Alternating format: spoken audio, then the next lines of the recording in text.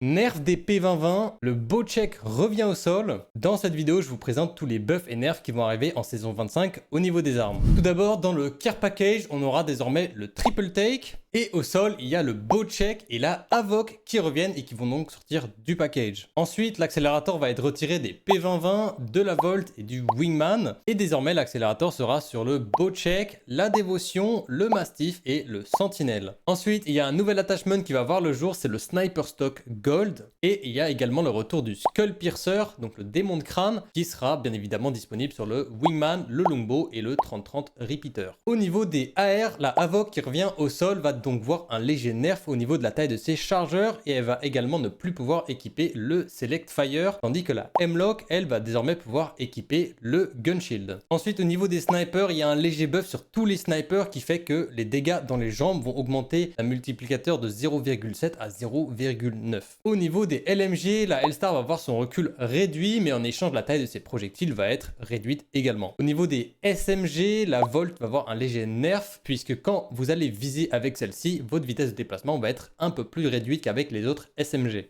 Pour les fusils à pompe, il y a un léger équilibrage de l'EVA 8 qui va voir sa cadence de tir augmenter, mais par contre ses dégâts un petit peu réduits. Quant au Repeater, il va être légèrement nerf puisque sa vitesse de rechargement elle va augmenter. Vous allez moins rapidement vous déplacer quand vous visez avec celui-ci et les dégâts dans la tête du Skull Piercer ont été légèrement réduits. Au niveau des pistolets, le P2020 a donc été nerf. Il a tout d'abord pris un léger buff au niveau des dégâts et il va repasser à 25, mais par contre la taille des chargeurs ainsi que la dispersion a été nerf, donc globalement ça reste un nerf. Et le Wingman, lui par contre, peut désormais équiper les laser sights, réduisant donc sa dispersion et sa cadence de tir a été augmentée. Et finalement, le Bocek revient au sol avec désormais des flèches que quand vous les tirez, vous allez pouvoir les ramasser au sol. Il a désormais un deuxième mode de tir où il peut équiper une grenade et le tirer avec une flèche. Les dégâts dans la tête ont été légèrement augmentés. Par contre, les dégâts de base ont été légèrement réduits et la cadence de tir a également été réduite. Et en plus de ça, les Shattercaps, donc l'attachment qui permettait de tirer au corps à corps, a été retiré. Faites-moi savoir ce que vous pensez de tous ces buffs et nerfs qui vont arriver avec la saison 25 en commentaire. Puis n'hésitez pas à partager cette vidéo avec vos potes qui jouent à Apex. Et puis si vous voulez rester à jour avec l'actualité sur Apex Legends et notamment les infos en avance de la saison 25, n'hésitez pas à vous abonner. Ça me soutient énormément. Merci à vous et on se retrouve très bientôt